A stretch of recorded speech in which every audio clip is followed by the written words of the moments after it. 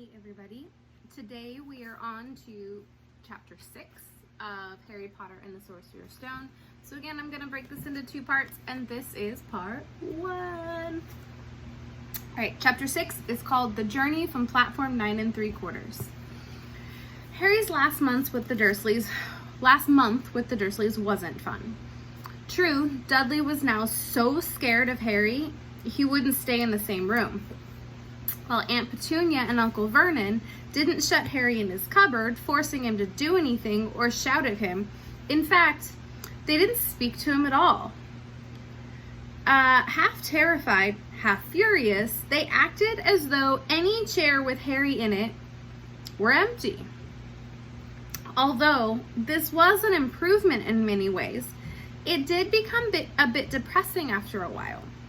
Harry kept to his room with his new owl for company. He had decided to call her Hedwig, a name he found in a history of magic. His school books were very interesting.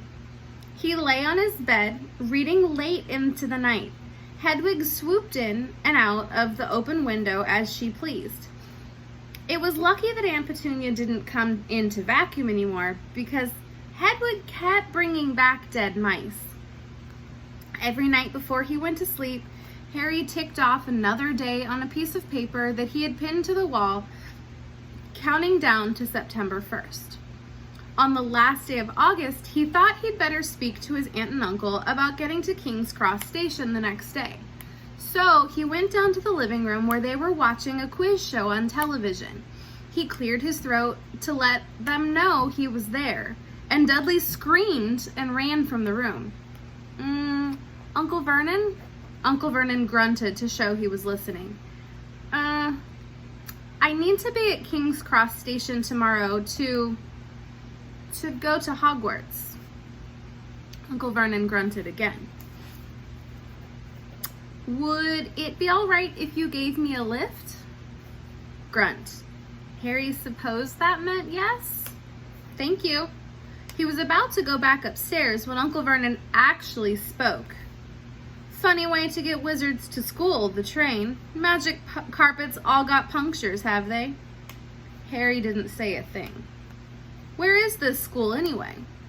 I don't know, said Harry, realizing this for the first time. He pulled the ticket Hagrid had given him out of his pocket. It just says to take the train from platform 9 3/4 at 11 o'clock, he read.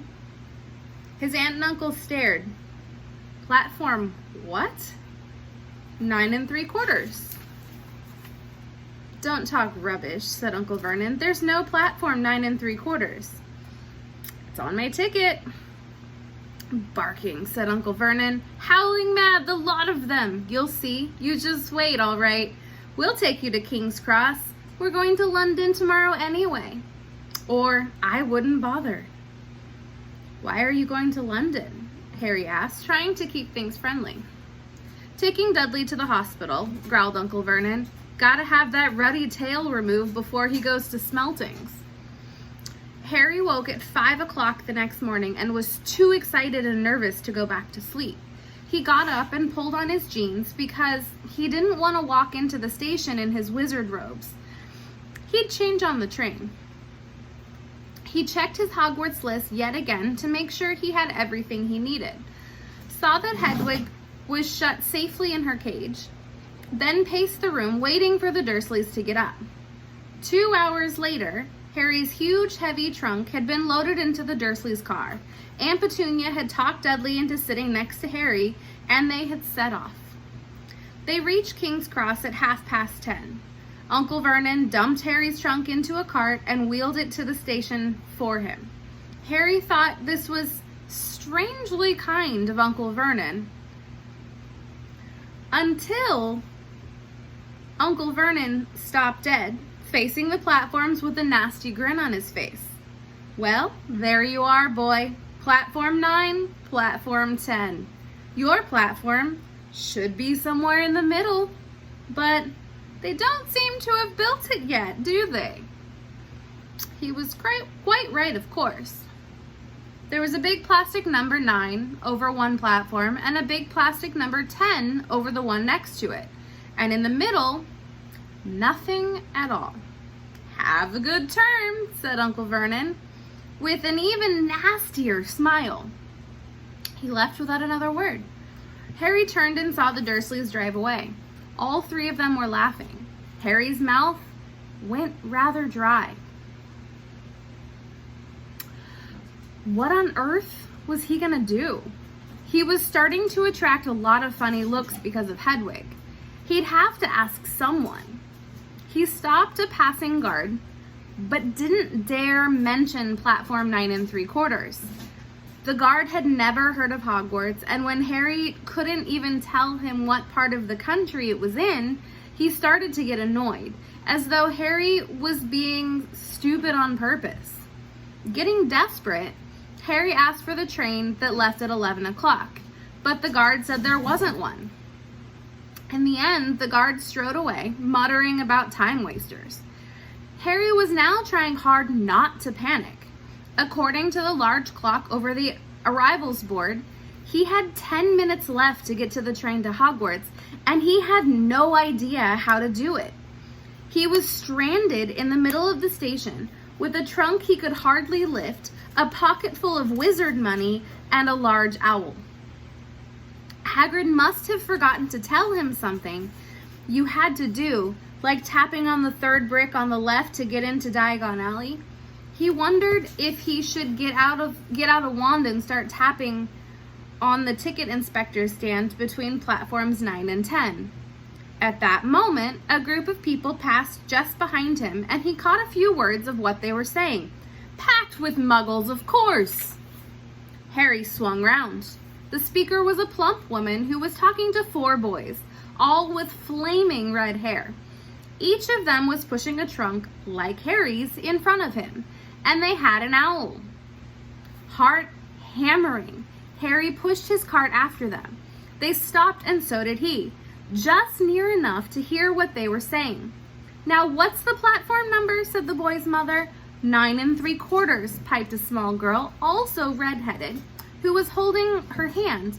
"Mom, can't I go?" "You're not old enough, Ginny. Now, be quiet. All right, Percy, you go first." What looked like the oldest boy marched towards platform 9 and 10. Harry watched carefully not to blink in case he missed it. But just as the boy reached the dividing barrier between 2 platforms, a large crowd of tourists came swarming in front of him, and by the time the last backpack cleared away, the boy had vanished. "Fred, you're next," the plump woman said. "I'm not Fred, I'm George," said the boy. "Honest woman, you call yourself our mother? Can't you tell I'm George?" "Sorry, George, dear. I'm only joking, I am Fred," said the boy, and off he went. His twin called after him to hurry up. He must have done so, because seconds later, he had gone. But how had he done it? Now the third brother walked briskly toward the barrier. He was almost there, and then quite suddenly, he wasn't anymore. There was nothing else for it. "Excuse me," Harry said to the plump woman. "Hello, dear," she said. "First time at Hogwarts. Ron's new, too." She pointed at the last and youngest of her sons. He was tall, thin, and gangly, with freckles, big hands and feet, and a long nose. "Yes," said Harry. The thing is, I don't know how." "How to get on the platform," she said kindly, and Harry nodded. "Not to worry," she said. "All you have to do is walk straight at the barrier between platforms 9 and 10. Don't stop, and don't be scared you'll crash into it. That's very important. Best to do it at a bit of a run if you're nervous. Go on. Go now before Ron. Okay." He pushed his trolley around and stared at the barrier. It looked very solid. He started to walk towards it. People jostled him on their way to platforms 9 and 10. Harry walked more quickly. He was going to smash right into the barrier, and then he'd be in trouble. Leaning forward on his cart, he broke into a heavy run. The barrier was coming nearer and nearer. He wouldn't be able to stop. The cart was out of control. He was a foot away. Then he closed his eyes, ready for the crash. It didn't come. He kept on running. He opened his eyes. A scarlet steam engine was waiting next to a platform packed with people. A sign overhead said Hogwarts Express, 11 o'clock. Harry looked behind him and saw a wrought iron archway where the barrier had been, with the words Platform 9 3/4 on it. He had done it. Smoke from the engine drifted over the heads of the chattering crowd, while cats of every color wound here and there between their legs. Owls hooted to one another in a disgruntled sort of way over the babble of the scraping of heavy trunks. The first few carriages were already packed with students, some hanging out of the windows to talk to their families, some fighting over seats. Harry pushed his cart off down the platform in search of an empty seat. He passed a round-faced boy who was saying, "Gran, I've lost my toad again." "Oh, Neville," he heard the old woman sigh. A boy with dreadlocks was surrounded by a small crowd. "Give us a look, Lee, go on." The boy lifted the lid of a box in his arms, and the people around him shrieked and yelled as something inside poked out a long, hairy leg. Harry pressed on through the crowd until he found an empty compartment near the end of the train. He put Hedwig inside first, then started to shove and heave his trunk toward the train door. He tried to lift it up the steps, but he could hardly raise one end, and twice he dropped it painfully on his foot. What a hand! It was one of the red-haired twins as he followed through the barrier. "Yes, please," he panted. "Oi, Fred, come on here and help." With the twins' help, Harry's trunk was the last tucked away in a corner of the compartment. "Thanks," said Harry, pushing his sweaty hair out of his eyes. "What's that?" said one of the twins suddenly, pointing at Harry's lightning scar. "Blimey," said the other twin. "Are you?" "He is," said the first twin. "Aren't you?" he added to Harry. "What?" said Harry. "Harry Potter," chorused the twins. "Oh, him," said Harry. "I mean, yes, I am." The two boys gawked at him, and Harry felt himself turning red.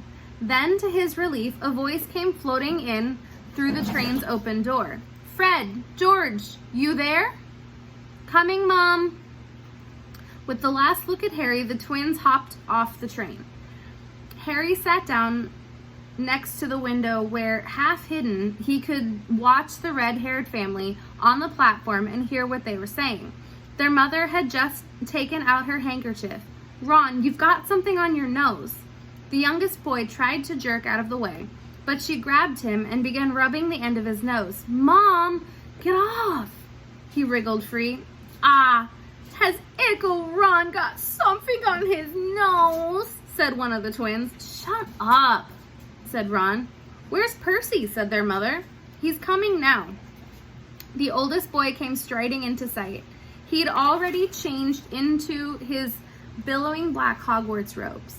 Harry noticed a shiny red and gold badge on his chest with the letter P on it. "Can't stay long, Mother," he said. "I'm up front. The prefects have got 2 compartments to themselves." "Oh, you are a prefect, Percy," said one of the twins with an air of great surprise. "You should have said something. We had no idea." "Hang on. I think I remember him saying something about it," said the other twin. "Once or twice, a minute, all summer." "Oh, shut up," said Percy the prefect. "How come Percy gets new robes anyway?" said one of the twins. "Because he's a prefect," said their mother fondly. "All right, dear. Well, have a good term. Send me an owl when you get there." She kissed Percy on the cheek and he left. Then she turned to the twins. "Now you two, this year, you behave yourselves. If I get one more owl telling me you've blown up a toilet or blown up a toilet, we've never blown up a toilet. Great idea though. Thanks, Mom. It's not funny and look after Ron. Don't worry about Ickle Ronnykins.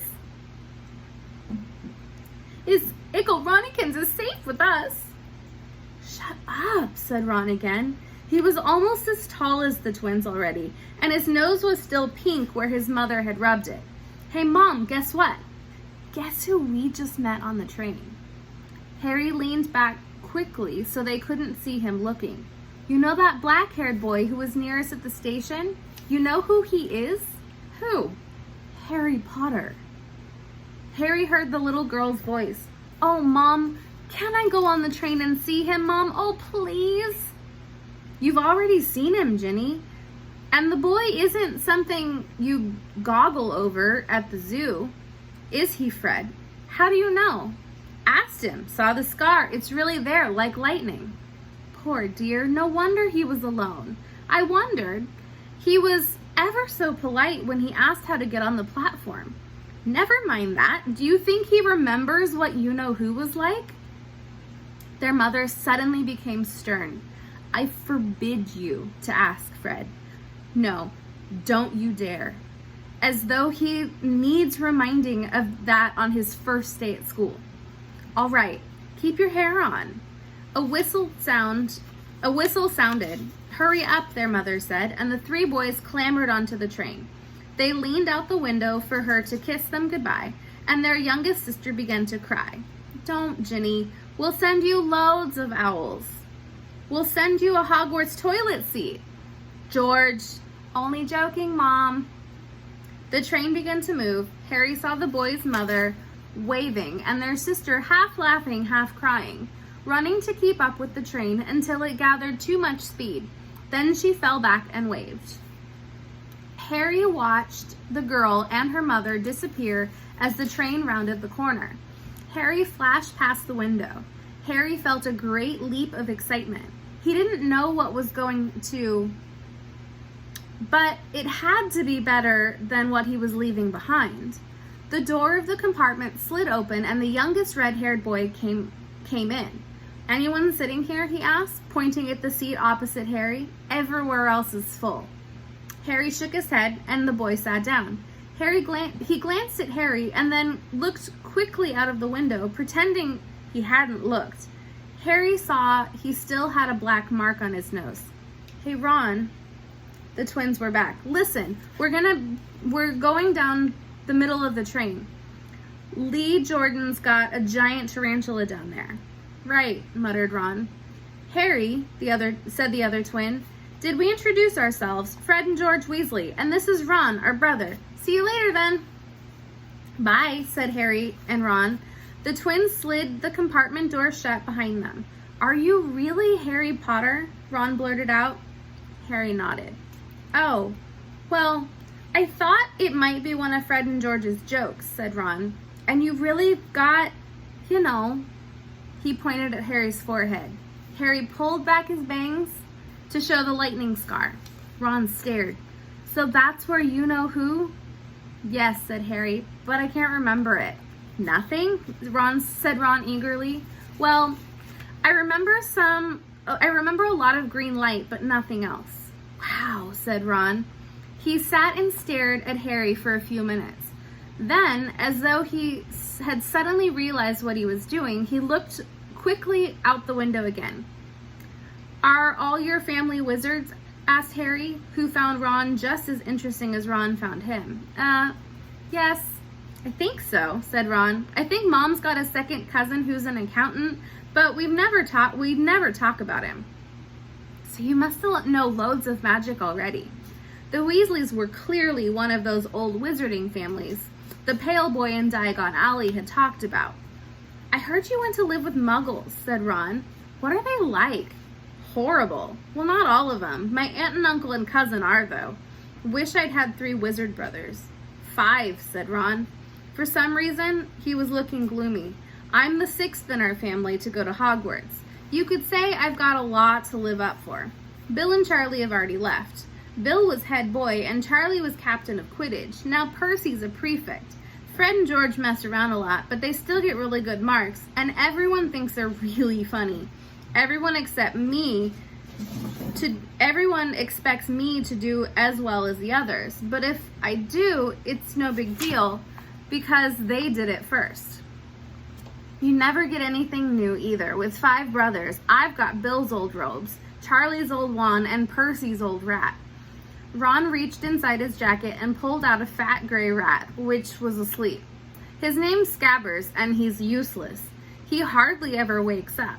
Percy's got an owl from my dad for being made prefect, but they couldn't have... I got Scabbers instead. Ron's ears went pink. He seemed to think he'd said too much, because he went back to staring out the window. Harry didn't think there was anything wrong with not being able to afford an owl. After all, he'd never had any money in his life until a month ago. And he told Ron so. All about having to wear Dudley's old clothes and never getting proper birthday presents. This seemed to cheer Ron up. And until Hagrid told me, I didn't know anything about being a wizard or my parents or Voldemort, Ron gasped. What? What? Said Harry. You said you know whose name, said Ron, sounding both shocked and impressed. I'd have thought you, of all people. I'm not trying to be brave or anything, saying the name, said Harry. I just never knew you shouldn't. See what I mean? I've got loads to learn, I bet, he added, voicing for the first time something that had been worrying him a lot. I bet I'm the worst in the class. You won't be. There's lots of people who come from Muggle families, and they learn quick enough. While they had been talking, the train had carried them out of London. Now they were speeding past fields of cows and sheep. They were quiet for a time, watching the fields and lanes flick by. Around 12:30, there was a great clattering outside in the corridor, and a smiling, dimpled woman slid back the door and said, "Anything off the cart, dears?" Harry, who hadn't had any breakfast, leapt to his feet. But Ron's ears went pink, and he muttered that he'd brought a sandwich. Harry went out to the corridor. He had never had any money for candy with the Dursleys, and now that he had pockets rattling with gold and silver, he was ready to buy as many Mars bars as he could carry. But the woman didn't have any Mars bars. What she did have were Bertie Bott's every flavored beans, Drooble's best blowing gum, chocolate frogs, pumpkin pasties, cauldron cakes, licorice wands, and a number of other strange things Harry had never seen in his life. Not wanting to miss anything, he got some of everything and paid the woman 11 silver sickles and 7 bronze newts. Ron stared at Harry as Harry bought it all back to the compartment and tipped onto his empty seat. "Hungry, are you?" "Starving," said Harry, taking a large bite out of a pumpkin pasty. Ron had taken out a lumpy package and unwrapped it. There were 4 sandwiches inside. He pulled one of them apart and said, "She always forgets I don't like corned beef." "Swap you for one of these," said Harry, holding up a pasty. "Go on." "You don't want all of this. You don't want this. It's all dry," said Ron. "She hasn't got much time," he added quickly, with 5 of us. "Go on, have a pasty," said Harry, who had never had anything to share before. Indeed, anyone to share with. It was a nice feeling sitting there with Ron, eating their way through all Harry's pasties and cakes and candies. The sandwich lay forgotten. "What are these?" Harry asked Ron, holding up a pack of chocolate frogs. "They're not really frogs, are they?" He was starting to feel that nothing would surprise him. "No," said Ron, "but see what the card is. I'm missing Agrippa." "What?" "Oh, of course, you wouldn't know. Chocolate frogs have cards inside them. To collect. Famous witches and wizards. I've got about 500, but I haven't got Agrippa. Or Ptolemy." Harry unwrapped his chocolate frog and picked up the card. It showed a man's face. He wore half-moon glasses, had a long crooked nose, and flowing silver hair, beard, and mustache. Underneath the picture was the name Albus Dumbledore. "So this is Dumbledore?" said Harry. "Don't tell me you've never heard of Dumbledore," said Ron. "Can I have a frog? I might get Agrippa. Thanks." Harry turned over his card and read, "Albus Dumbledore, current headmaster of Hogwarts, considered by many the greatest wizard of modern times. Dumbledore is particularly famous for his defeat of the dark wizard Grindelwald in 1945, for the discovery of the 12 uses of dragon's blood, and his work on alchemy with his partner Nicholas Flamel. The Professor Dumbledore enjoys chamber music and 10-pin bowling." All right, we're going to end there for today, guys. Thank you for listening.